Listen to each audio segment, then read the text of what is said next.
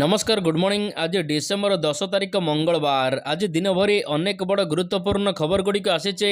महिला मानक पई आसिला नुआ योजना प्रति मासरे मिलिबो 7000 टंका। अनेपटे राज्य सरकार पक्षर मध्य अनेक नुआ योजना आरंभ करा जाउचे। एहा सहित पाणीपाग ठारू आरंभ करी क्रिकेट संपर्कित बड़ खबर सब रहिचे। तेबे आसंतु आज सकाळ आसीथिबा 25 टी बड़ खबर उपरे नजर पकाइबा। प्रथम खबर, राज्यर प्रत्येक जिल्ला रे खोलिबो मेडिकल कॉलेज। राज्यर 30 जिले में खोलिबो मेडिकल कॉलेज। एने विधानसभा रे घोषणा करिसेंती स्वास्थ्य मंत्री मुकेश महालिंग। स्वास्थ्य मंत्री सूचना देइसेंती कि राज्यर प्रत्येक जिले में मेडिकल कॉलेज खोला जिवो। एहा सहित राज्य रे खूब शीघ्र 5000 डाक्तर 3000 पारामेडिकल स्टाफ नियुक्ति पई विज्ञप्ति प्रकाश करिवे राज्य सरकार। सेहिपरि 30 जिले में मेडिकल कॉलेज खोलिबो। 2014 मसिया पर जेते सबु 100 बेड मेडिकल कॉलेज खोलिछि एथिपई 250 रु 300 कोटी टंका खर्च करा जाइछि। तेबे भद्रक जिले में खूब शीघ्र मेडिकल कॉलेज खोलिबो बोली गृह रे घोषणा करिसेंती स्वास्थ्य मंत्री मुकेश महालिंग। परवर्ती खबर, प्रवासी भारतीय सम्मेलन पई ओडिशा सरकारंकर बड़ योजना। जनवरी 8 तारिख रु 10 तारिख पर्यंत ओडिशा रे आयोजित हेबो प्रवासी भारतीय सम्मेलन पई प्रस्तुत आरंभ करिसेंती राज्य सरकार। जनता मैदान रे सम्मेलन पई भूमि पूजन होइछि। 9 तारिख रे प्रधानमंत्री नरेंद्र मोदी, वैदेशिक व्यापार मंत्री एहा सहित केंद्र संस्कृति मंत्री मध्य एही कार्यक्रम रे जोग देबार संभावना रहिछि। एही सम्मेलन 3 दिन पर्यंत चलिबो। 10,000 लोक माने एथिरे शामिल हेबे। तेबे एही सम्मेलन पई 125 कोटी टंका व्यय बराद करा जाइछि। परवर्ती खबर, लोयर पीएमजी रे मिशन शक्ति कर्मी मानकर विशाल गण धारणा। 10 दफा दाबी नै भुवनेश्वर लोयर पीएमजी रे मिशन शक्ति महिला मानकर रण हुंकार। कम्युनिटी सपोर्ट स्टाफ मानकर बकेया दरमा प्रदान दाबी नै विधानसभा सम्मुख रे गतकाली ऑल ओडिशा जीपीएलएफ संघ पक्षर विक्षोभ प्रदर्शन करा जाइछि। 10 दफा दाबी नै राज्य सरकार पाखरे प्रस्ताव रखिछि संघ। जदि आगामी दिन में दाबी तुरंत समाधान न हेबो तेबे आगामी दिन में ओडिशा रे थिबा 60,000 कर्मी आंदोलन रे शामिल हेबाकू चेतावनी दिया जाइछि। एही आंदोलन रे एमबीके, बैंक मित्र एहा सहित एलएसपी, सीआरपी, कृषि मित्र एवं प्राणी मित्र मध्य शामिल अछंती। प्राय 6टी कैटेगरी काम करुथिबा महिला कर्मचारी गत 9 मास हेबो टंका पाई नाहंती। परवर्ती खबर, राज्य रे अछि 295 टी फांडी। राज्य रे एबे रहिछि 295 टी फांडी। मुख्यमंत्री पक्षर गृह को अवगत करिसंती आईन मंत्री। राज्य रे 295 टी फांडी रहिछि। एथि मध्यरु 122 टी सहरांचल फांडी अछि एवं 685 टी थाना एहा सहित 139 टी बीट हाउस मध्य रहिछि। एहा सहित नुआ थाना गठन पई 9 टी मानदंड रखा जाइथिबा आईन मंत्री कहिसंती। परवर्ती खबर, एणिकी खुचुरा विक्रय केंद्र रे मिलिबो सुलभ दर रे आलू। प्रथम पर्याय रे राज्य को 60 टन आलू उत्तर प्रदेश रु आसी भुवनेश्वर रे पहुंची सारिछि। खाद्य जोगाण और खाउटी कल्याण विभाग पक्षरु ए नै सूचना दिया जाइछि। तबे सूचना अनुसार खाउटी मानकु सुलभ मूल्य रे आलू जोगाई देबाकू भुवनेश्वर अतिरिक्त जिलापालक कार्यालय सम्मुख रे सहरर विभिन्न स्थान रे किलोग्राम पिछा 30 टंका रे आलू एबे जोगाई दिया जाउछि। एहा सहित राज्य रे मध्य सुलभ दर रे सरकारी खुचुरा विक्रय केंद्र गुडी करे मिलिबो आलू।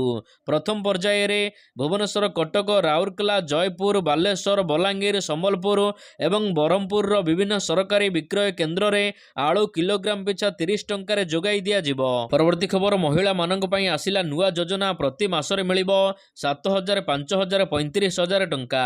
केंद्र सरकार पक्षर महिला मानक पई नुआ योजना आरंभ करा जाइछि। तेबे गतकाली प्रधानमंत्री नरेंद्र मोदी हरियाणा गस्त समय रे एही योजना बाबद रे घोषणा करिसंती। एही योजनार नाम रखा जाइछि बीमा सखी योजना। तेबे एही योजना जरिया रे 10म पास करिथिबा 18 वर्ष रु 70 वर्ष बयसर महिला और युवती माने उपकृत होई पारिबे। एही योजना रे आग्रही महिला मानक 3 वर्ष पर्यंत ट्रेनिंग दिया जिवो। सेमानक मासिक दरमा मध्य मिलिबो। प्रथमे ट्रेनिंग आरंभ करिबार प्रथम वर्ष महिला मानक 7,000 टंका, एहा परे 6,000 टंका एवं तृतीय वर्ष ट्रेनिंग रे 5,000 टंका लेखा दिया जिवो। एही योजना रे प्रथम सोपान रे 35,000 महिला मानक बीमा एजेंट भाव नियुक्ति करा जिवो। एहा परे 50,000 महिला मानक सुविधा सुजोग दिया जिवो। परवर्ती खबर, आज ठारू राज्य रे बढ़िबो शीत। आगामी 2 दिन पर्यंत राज्य रे सर्वनिम्न तापमात्रा रे विशेष परिवर्तन हेबो नाही, किंतु वर्तमान समय ସମୟରେ ରାତିର ତାପମାତ୍ରା 2 ରୁ 4 ଡିଗ୍ରୀ ପର୍ଯ୍ୟନ୍ତ ହ୍ରାସ ପାଇବାର ସମ୍ଭାବନା ରହିଛି। ଏହା ଫଳରେ ପାହାଡ଼ିଆ ଅଞ୍ଚଳ ସମେତ ସମତଳ ଅଞ୍ଚଳଗୁଡ଼ିକରେ ମଧ୍ୟ ଶୀତ ବଢ଼ିବାର ଆଶଙ୍କା ରହିଛି। ତେବେ ଆଜି ବିଭିନ୍ନ ଜାଗାରେ ମେଘୁଆ ପାଗ ମଧ୍ୟ ରହିବ। ନବରଙ୍ଗପୁର ପୁରୀ ଜିଲ୍ଲାରେ କିଛି ଅଞ୍ଚଳରେ ଝିପିଝିପି ବର୍ଷା ହେବାର ଆଶଙ୍କା ରହିଛି। ଏହା ସହିତ ନୟାଗଡ଼, ଭୁବନେଶ୍ୱର, ଖୋର୍ଦ୍ଧା, କଟକ ଆଦି ସ୍ଥାନରେ ଉପକୂଳ ଅଞ୍ଚଳଗୁଡ଼ିକରେ ସୁଲୁସୁଲିଆ ପବନ ସହିତ କୋହଲା ପାଗ ମଧ୍ୟ ଲାଗି ରହିବ। ପରବର୍ତ୍ତୀ ଖବର, ଏବେ ବି ପୂର୍ବତନ ବିଧାୟକମାନେ ଛାଡ଼ି ନାହାନ୍ତି ସରକାରୀ କ୍ୱାର୍ଟର। ସାଧାରଣ ନିର୍ବାଚନକୁ ଆସି 6 ମାସ ହେଲାଣି, ତଥାପି ଏପର୍ଯ୍ୟନ୍ତ ସରକାରୀ କ୍ୱାର୍ଟର ଛାଡ଼ି ନାହାନ୍ତି ପୂର୍ବତନ ବିଧାୟକ।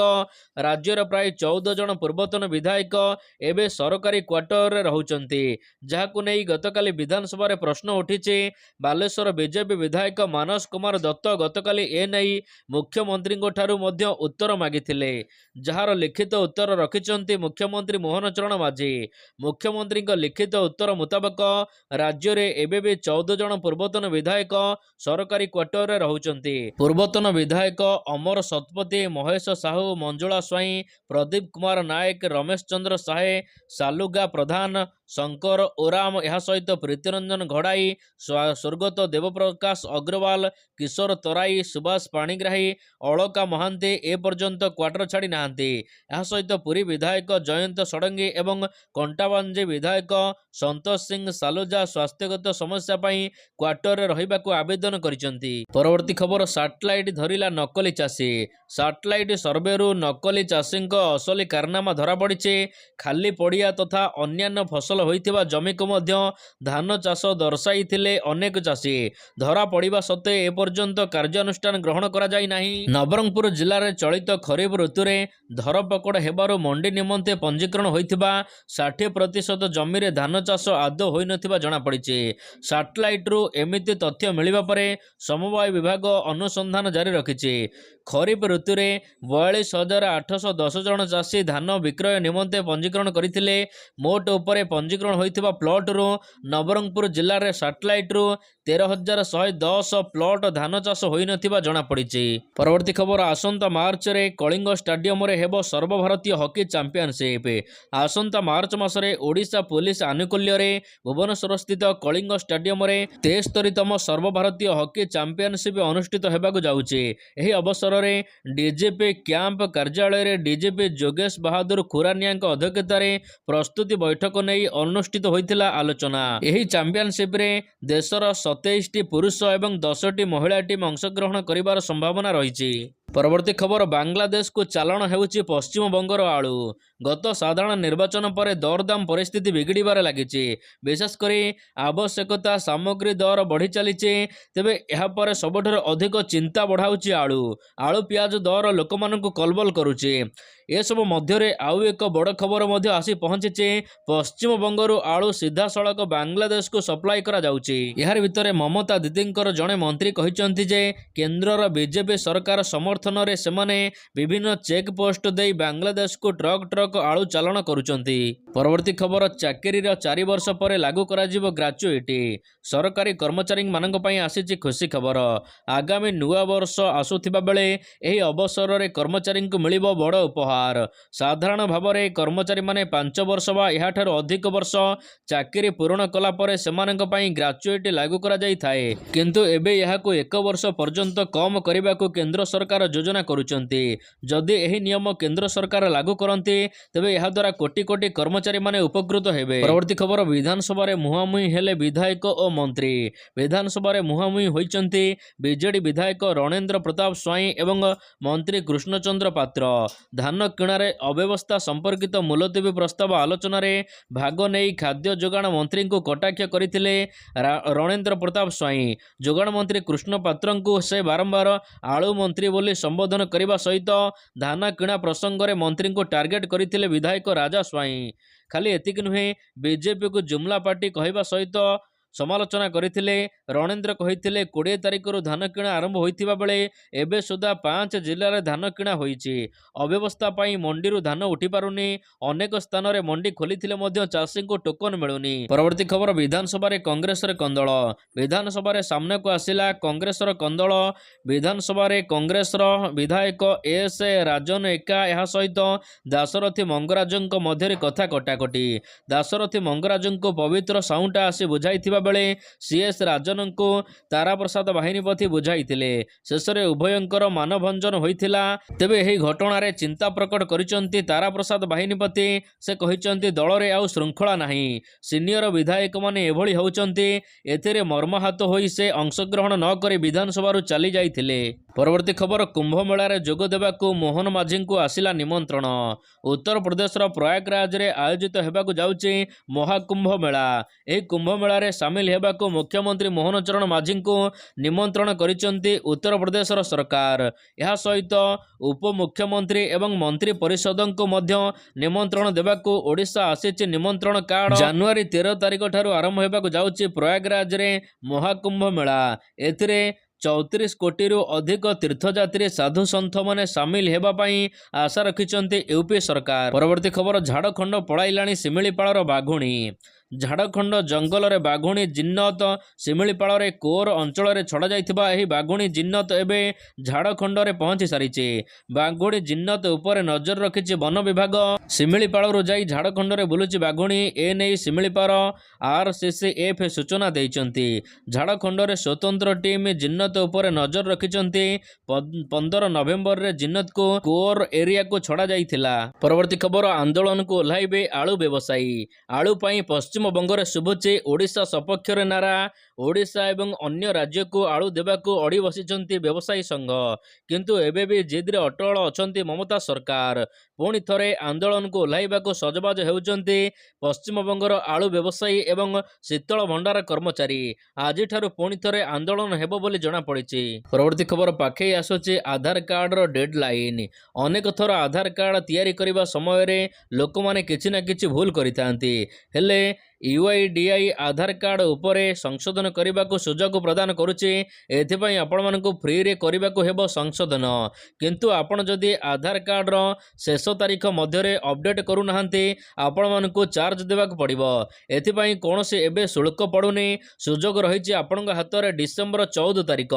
ଏହାରି ଭିତରେ ଆପଣଙ୍କର ଆଧାର କାର୍ଡକୁ ସଂଶୋଧନ କରାଇ ନିଅନ୍ତୁ। ଯଦି ଆପଣଙ୍କର ଆଧାର କାର୍ଡ 10 ବର୍ଷର ପୁରୁଣା ତେବେ ଆପଣ ଶୀଘ୍ର ଆଧାର କାର୍ଡକୁ ମାଗଣାରେ ଅପଡେଟ୍ କରିପାରିବେ। 14 ତାରିଖ ପର୍ଯ୍ୟନ୍ତ ରହିଛି ଶେଷ ତାରିଖ। ପରବର୍ତ୍ତୀ ଖବର, 2 ଧାନ ଚୋରଙ୍କୁ ଜୋତାମାଳ ପିନ୍ଧାଇ ଗାଁ ଦାଣ୍ଡରେ ବୁଲାଇଲେ ଗ୍ରାମବାସୀ। ଗତକାଲି ରାତିରେ କେନ୍ଦୁଝର ଜିଲ୍ଲା ତେଲକୋଇ ଥାନା ଭୀମକାଣ୍ଡ ପଞ୍ଚାୟତର ଡିମିରିମୁଣ୍ଡା ଗ୍ରାମରେ ସୁରେଶ ପ୍ରଧାନଙ୍କ ଘରେ ଝରକା ଭାଙ୍ଗି ଗ୍ରାମର 2 ଯୁବକ ପଶି ଧାନ ଚୋରି କରିଥିଲେ। 8 ବସ୍ତା ଧାନ ଚୋରି କରିଥିଲେ। ପରିବାର ଲୋକେ ଘରେ ଶୋଇଥିବା ବେଳେ ରାତି ପ୍ରାୟ 11ଟା ସମୟରେ ଏହି 2 ଯୁବକ ଧାନ ଚୋରି କରିଥିଲେ। ତେବେ କିଛି ଲୋକ ଗାଁରେ ହାତୀ ପଶିଥିବା ସନ୍ଦେହରେ ପଦାକୁ ଉଠିଥିଲେ। ଟର୍ଚ୍ଚ ମାରିବା ଫଳରେ ଏହି 2 ଯୁବକଙ୍କୁ ଦେଖିଥିଲେ ଏବଂ ଯୁବକଙ୍କୁ କାବୁ କରିବା ସହିତ ସାତ ବେଣ୍ଟିଆ କରିବା ସହିତ ସେମାନଙ୍କ ମୁହଁରେ ଚୂନକାଳି ଏବଂ ବେକରେ ଜୋତାମାଳ ପିନ୍ଧାଇ ଗାଁ ଦାଣ୍ଡ ସାରା ବୁଲାଇଥିଲେ। ପରବର୍ତ୍ତୀ ଖବର, କଲେଜ ଭିତରେ ହେଲା ମାରପିଟ।